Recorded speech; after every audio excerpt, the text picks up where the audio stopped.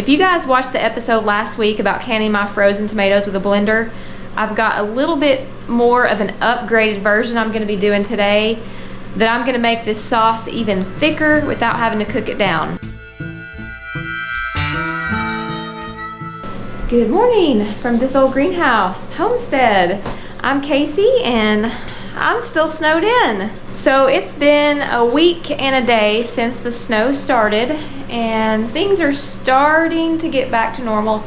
My husband's back to work, my kids are back to work, and I'm still in the house because there's still quite a bit of snow and ice out there. The roads are good for the most part, but some of the back roads and the roads that are tree covered have very hard patches of ice. So I thought I'd wait maybe another day, but in the meantime I thought, well, since I'm stuck in the house, I'm gonna work on these tomatoes. So if you guys wanna stay with me today in my kitchen, I'll show you guys how I'm gonna do that. Now the first thing I gotta do is go to the grocery store and get the tomatoes, which is located in my basement. Y'all see that snow out there? We never have snow linger around this long. It's just, and the snow has been so crazy looking. It almost looked like plastic the last couple days because of the freezing rain that was on top of it, and it just literally glazed over into a smooth surface of ice. That's still hard ice. We are at 17 right now, and they're saying it's going to be in the 40s. I can't even believe that's even possible. It sounds amazing though. I mean, whew, it's a far cry from 1 and 2 degrees. All right, I'll step in here real quick. It's pretty warm in here. 99. Crazy. It's like South Florida or something. I love it. Love it, love it. I had to come out here and turn my stove off. I debated on whether I wanted to turn the vent fan on and bring some of that cool air in here. I've got it set to about 90 degrees if I were to turn it on, so it would probably keep it really good in here. But I'm just gonna let everybody bask in this warm sunshine for a little while because we got stuff blooming and I got seedlings over there and they're probably real happy about it. I'm gonna water everybody down really good in here with my hose and it'll be like a tropical oasis. Check out the tomatoes. They're looking pretty good. These are my transplanted ones that I pulled the extras out of, and they're kind of bouncing back to life. Oh yeah, San Marzanos. And flowers are looking pretty good. And check out the broccoli. Now I haven't seen the celery yet. I don't think. Nope, just broccoli. So maybe the celery takes a little bit longer to germinate. I forgot to look on the back of the seed packet, but I'm in no hurry. It'll be here. Let's go retrieve these tomatoes. I'm getting excited about cleaning out these freezers right here, my tomato freezer, because I'm just gonna have more tomatoes on the way this summer. Well, I got about 12 bags of tomatoes and there's still a whole lot more in here. This is gonna be several days. Pretty heavy. All right guys, I've made it back to the kitchen and I have a lot of tomatoes. Now, I don't know how much it's gonna make, but I'd say quite a bit. But I am gonna tell you this, it's gonna make a little bit less this time because I'm gonna make a thicker sauce. And I'm gonna show you guys how that's gonna happen.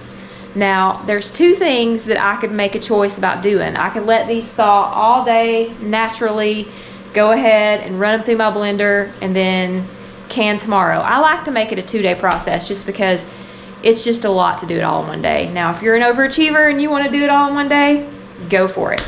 But it is winter time. It is going to take a little bit longer for them to thaw. So instead of letting them thaw naturally, which is totally fine, I've done that before. I actually did that on the last round. I'm going to put them in a pot on the stove and let them melt a little bit quicker that way. And then I'm going to show you guys how I'm going to make this sauce really thick, really easy to do. I'm just going to turn it on low. We're not going to like burn them or anything. Look at that big boy. Oh my goodness, that makes me dream of summer. All my little cherries. They smell so good. They just remind me of summer so much. Alright, so it's been about 20 minutes and I've got the stove on low still. The thawing process is going pretty good. Alright guys, I'm back and my tomatoes are thawing very quickly. This did not take long at all. So you can see how much juice has come out of these tomatoes. Now, this is how I'm going to end up with a thick, creamy tomato sauce very, very easily.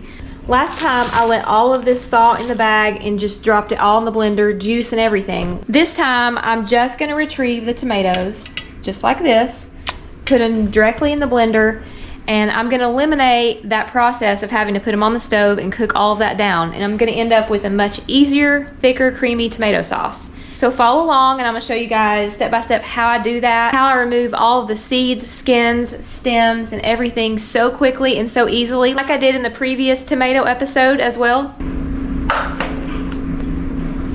This is really gonna save a lot of time and make life a lot easier. Now I'm gonna keep dropping in tomatoes in here and just keep thawing. Now the tomato sauce I'm just gonna pour in here because, like I said, my neighbor and my father-in-law loves it. I'm gonna strain out the seeds and skins and all of that stuff.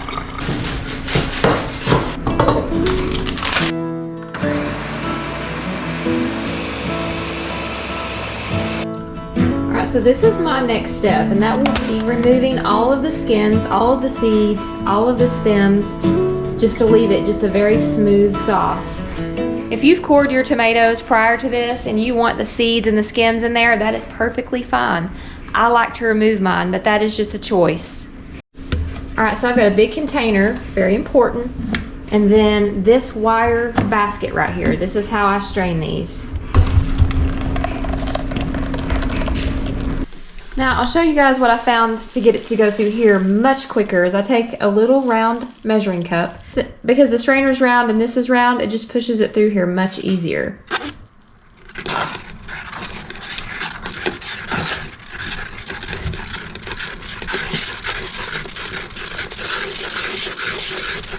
Now you can see all of the seeds, skins, stems, everything that's left in here that won't go through the strainer, and just a nice thick tomato sauce. So check out how thick it is already in these few easy steps.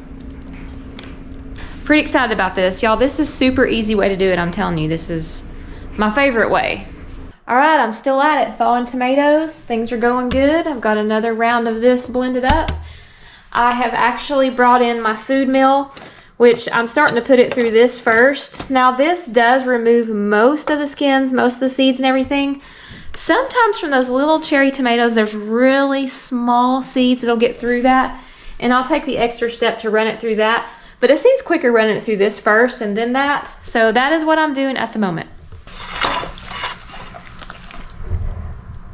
I use all my tomatoes, even the cherries.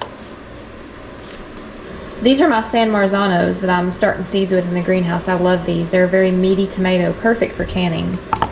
This is the last of this batch.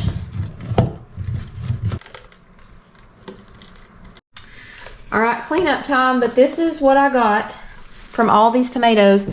And this is a really, really thick sauce, and I'm not even gonna have to cook it. It's ready for canning. I mean, it just mounds on a spoon. It's super thick. This was easy. Y'all give it a try. If you have tomatoes in your freezer, or if you don't, you can still do this directly from fresh tomatoes in the summer. All right, so I'm done with this for the day. I'm probably gonna put it in my jars and run it through the water bath canner tomorrow or the next day. I'm gonna leave it as plain tomato sauce because I can add my ingredients to it later and make anything out of it. I can make salsa out of it. I can make tomato soup. I can use it in soups. I can make spaghetti sauce out of it, pizza sauce, ketchup, whatever I want to make out of it. So I put a little bit in a pint jar. Now this has not been canned yet because I'm going to use it tonight. But y'all can see how thick it is. It's a really nice consistency. Now I'm going to make this into pasta sauce, so I'm going to add some ingredients to it.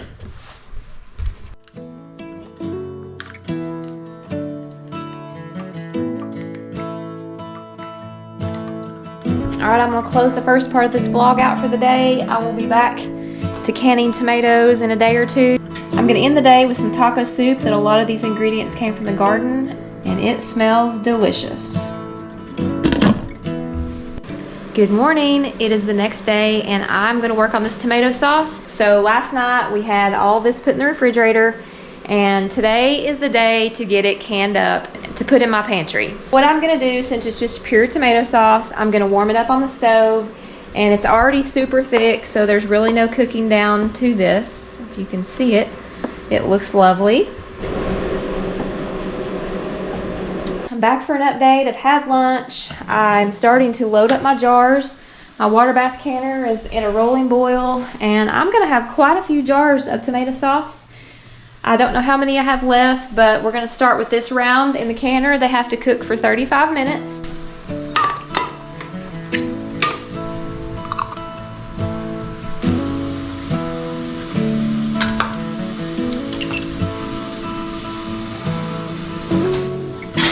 Goes out.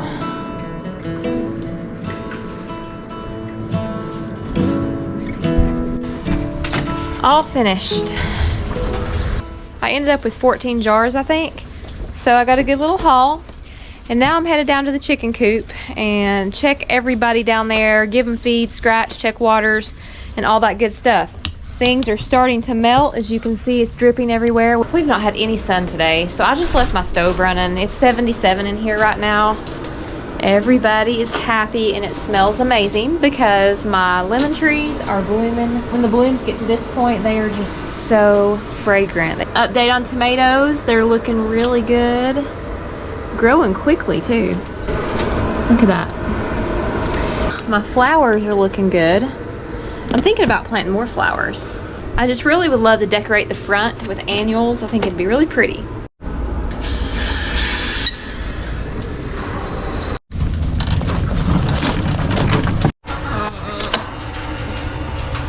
What on earth is that noise?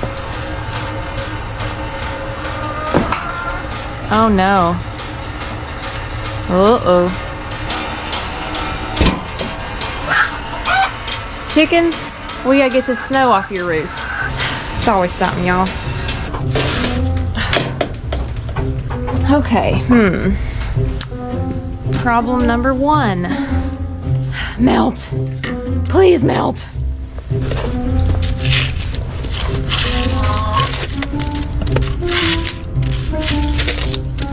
And I can't reach it, of course. Okay. Well, I guess I'll just spend a little time doing that. Oh, that did help. Alright, I've sort of got it fixed. Alright, let's see what's going on inside the coop. Get this scratched, check eggs, and check on this broody hen. I'm sure she's nice and grumpy. There's coaching eggs everywhere. Oh, I think I've got 2 broody hens.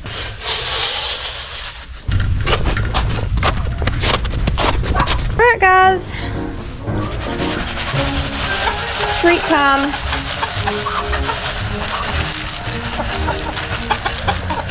Somebody's laid some eggs in the run over there. Again, the second time they've done this. 2 of my cochins have been laying out in the run. Maybe they don't want to go in there with them grumpy broodies. I don't blame them. I'm not looking forward to going in there and messing around them either. Y'all, it's dark in here because I've waited till the end of the day to come down here. She's gonna be angry about me getting her eggs. I don't know. Maybe I'll just let her sit too. Well, hello, dear. Hello, dear. How many are you sitting on this time? Oh my goodness. 1, 2, 3, 4, 5, 6, 7, 8, 9, 10.